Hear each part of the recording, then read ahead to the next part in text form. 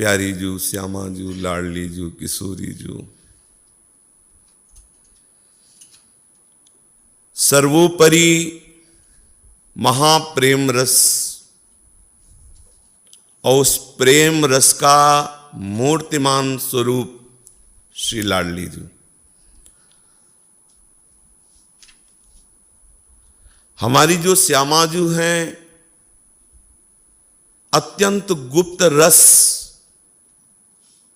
जो श्री चरणों की दास्ता, जिस सुख का रसास्वादन, जिस रस का रसास्वादन रसिक ललितादि रसास्वादन करती हैं, उस सुख को प्रदान करने के लिए ही इस धराधाम में पधारी हैं। प्यारी जू के और कोई आने का कारण नहीं है। जब जब प्रभु अवतार लेते हैं तो प्यारी जू के अंश से जो प्रकट शक्तियां हैं प्रभु की सेवा में, वो अवतरित होती है। प्यारी जू के ही एक अंश से श्री लक्ष्मी जी हैं, प्यारी जू के ही अंश से समस्त शक्तियां हैं। जैसे प्यारे जू के अंश से ही प्रभु के जो विविध अवतार हुए हैं, वो हमारे सबके अवतारी निकुंज बिहारी श्री लालजू महाराज से ही है।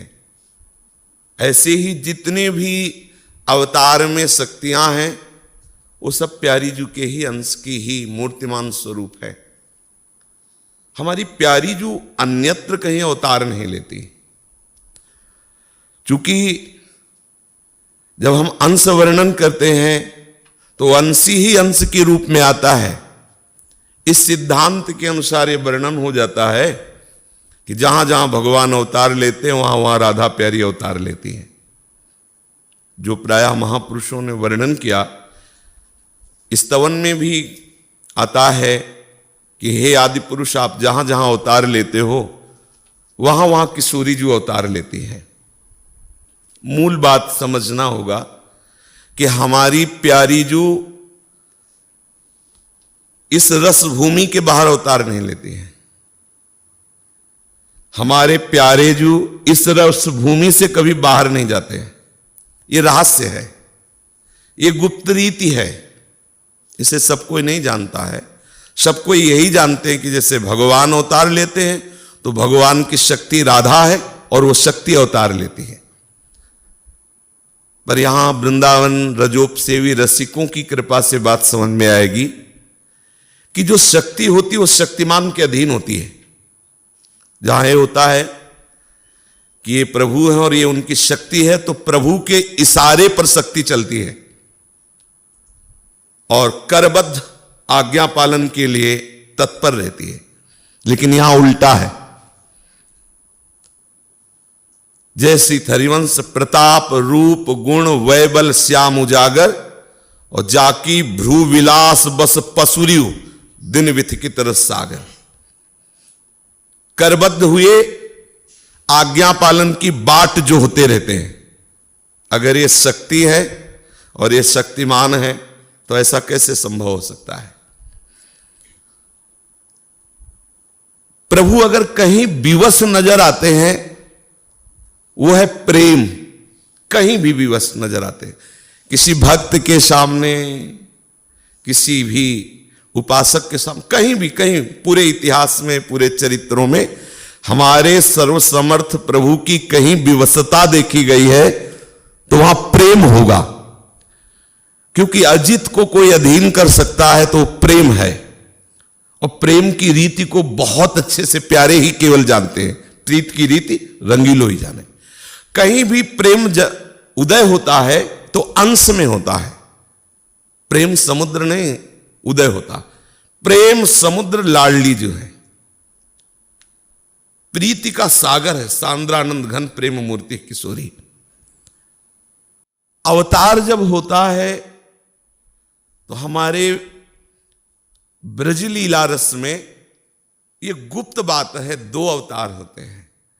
एक तो होता है सीधे निकुंज से प्रेम रस प्रदान करने के लिए प्यारे जू पधारते हैं और प्यारी जू पधारते हैं। धर्म की स्थापना, दुष्टों का दलन आदि आदि। प्रभु के अंश से जो सृष्टि विधान करने वाले भगवत स्वरूप हैं, हमारे ही प्रभु हैं, पर उनके अंश से हैं, ब्रह्मा विष्णु महेश। तो जो वसुदेव जी के यहां प्रकट हुए तो चतुर्भुज प्रकट हुए।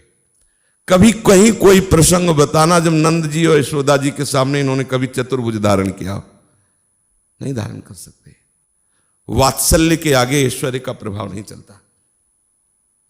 जबकि ऐश्वर्य मिश्रित लीला है, क्योंकि ऐश्वर्य वाले प्रभु यहां पधारे, और जहां ऐश्वर्य वाले प्रभु यहां से पधारते हैं, मथुरा द्वारिका, तो जो ऐश्वर्य उपासक और बाहर शास्त्रीय पद्धति को जानने वाले, उनके लिए बस उतनी ही लीला है, वो उतना ही जानते, इसलिए उनको समझ में नहीं आएगा, क्योंकि उतना ही सुना है और उतना ही जाना है। जो आए वो अपना ऐश्वर्य लीला करके। लेकिन जो हमारे आनंद समुद्र श्री लालजू महाराज हैं, वो वृंदावनम परित्यज्य पादमेकम न गच्छति। और दूसरी बात, जो लालजू यहां प्रकट हुए, उनका जो संपूर्ण रस स्वरूप, श्रृंगार स्वरूप है, वो निकुंज में हर समय विराजमान रहता है। किसी की प्रेमी भक्ति की भी सामर्थ्य नहीं है कि हमारे युगल का साक्षात्कार प्राप्त कर सके। केवल सहचरियों की सामर्थ्य है, केवल वहां यन नारदाजे सुकैरगम्यम वृंदावने वंजुल मंज कुंजे तत्कृष्ण चेतो हरणैक विज्ञ मत्रास्ति किंचित परमम रहस्यम। जब रहस्य को नहीं जानते तो परम रहस्य को कौन जान जाएगा? और ये किनके लिए कह रहे? यन नारदाजे सुकैर अगम्यम। हमारी प्यारी जू और प्यारे जू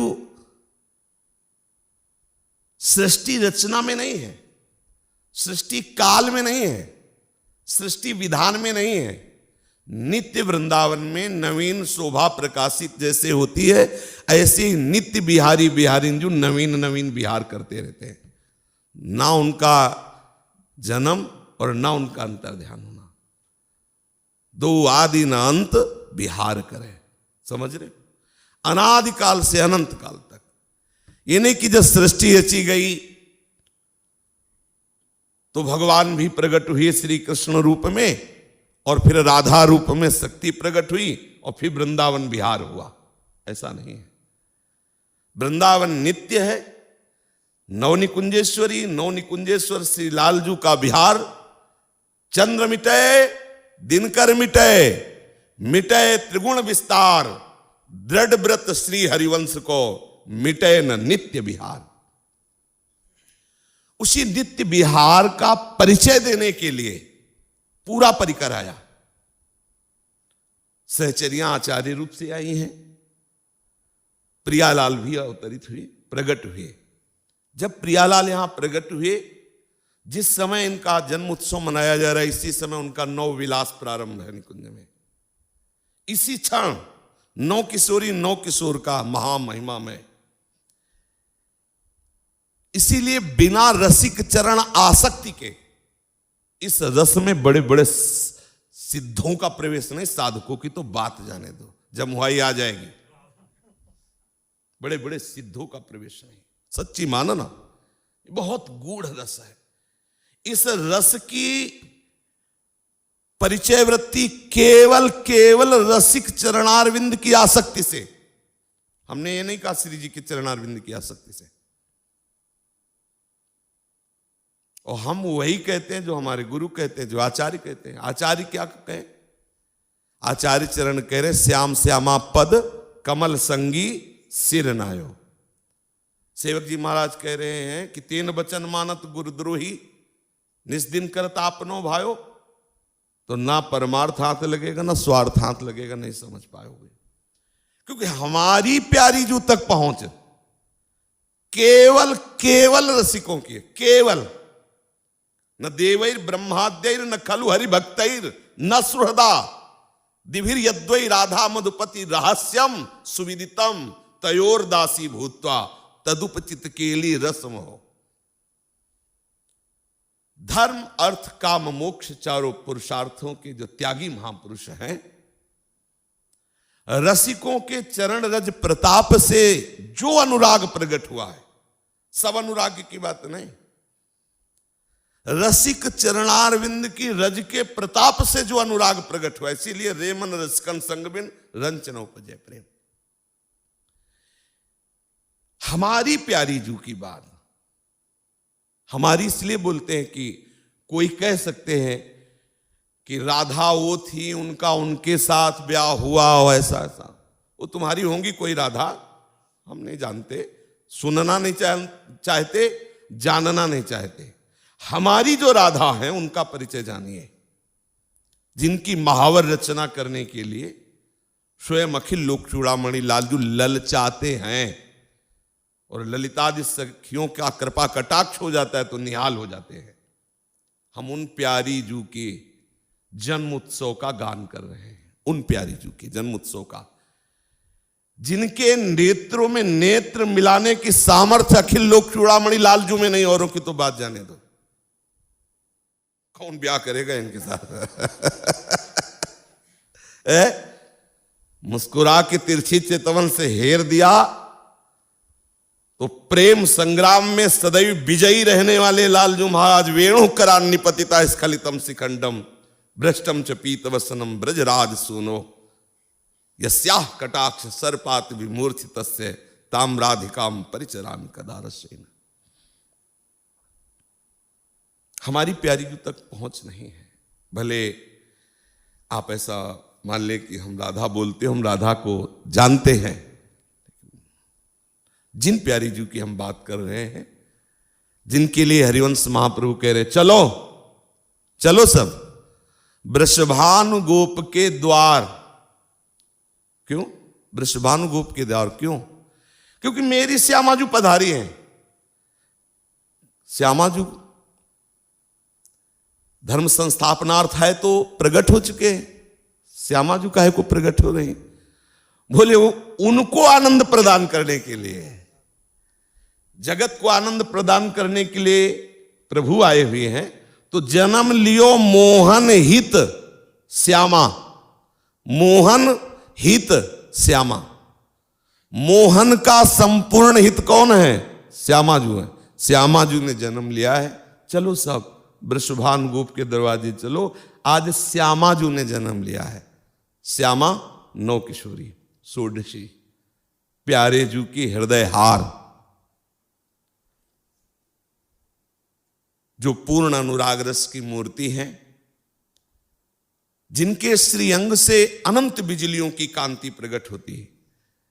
किसी देवता या ईश्वर कोटि का महापुरुष या कोई योगी इतनी सामर्थ्य नहीं रखता कि हमारी राधा किशोरी की तरफ देख सके।